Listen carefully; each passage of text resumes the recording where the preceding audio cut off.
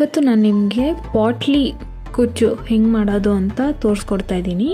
First 4x4 ಇಂಚಸಲ್ಲಿ ನಾನು silk cloth ತೊಗೊಂಡಿದ್ದೀನಿ. ಹಾಗೆ ಇದು ಪಾಮ್ ಬಾಲ್ಸ್ ಉಲ್ಲಂದು,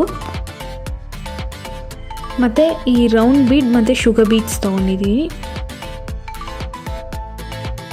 ಫಸ್ಟ್ ಕ್ಲಾತ್ನ ಮಧ್ಯೆ ಇಟ್ಟು ಪಾಮ್ ಬಾಲ್ಸ್ ಒಳಗಿಡಬೇಕು. ಹಾಗೆ ಈ ಥರ ಫೋಲ್ಡ್ ಮಾಡಬೇಕು.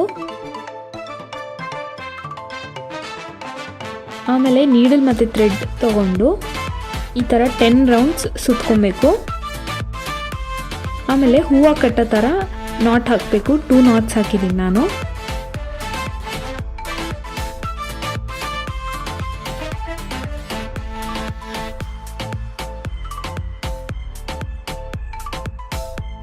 ಇವಾಗ ಬೀಡ್ಸ್ ತೊಗೊತಾ ಇದ್ದೀನಿ.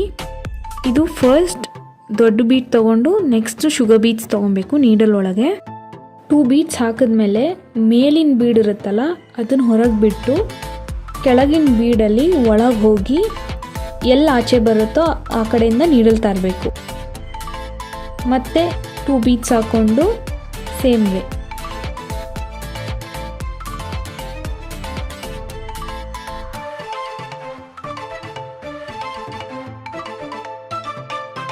ಇದೇ ಥರ ಫುಲ್ ರೌಂಡ್ ಕಂಪ್ಲೀಟ್ ಮಾಡಬೇಕು ಮೇಲ್ಗಡೆ. ಸೊ ನೋಡ್ಬೋದು ನಾನು ಫುಲ್ ರೌಂಡ್ ಕಂಪ್ಲೀಟ್ ಮಾಡಿದ್ದೀನಿ. ಈ ಥರ ಇಲ್ಲಿಂದ ಬಂದು ಫುಲ್ ರೌಂಡ್ ಕಂಪ್ಲೀಟ್ ಮಾಡಿದ್ದೀನಿ. ಹಾಗೆ ನೀವು ನೀಡಲ್ನ ಕೆಳಗೆ ತೊಗೊಂಬಂದು ಕೆಳಗೆ ನಾಟ್ ಹಾಕೊಬೇಕು. ಇದನ್ನು ಸ್ಯಾರಿಗೆ ಅಟ್ಯಾಚ್ ಮಾಡಿದ್ರೆ ಆಯಿತು.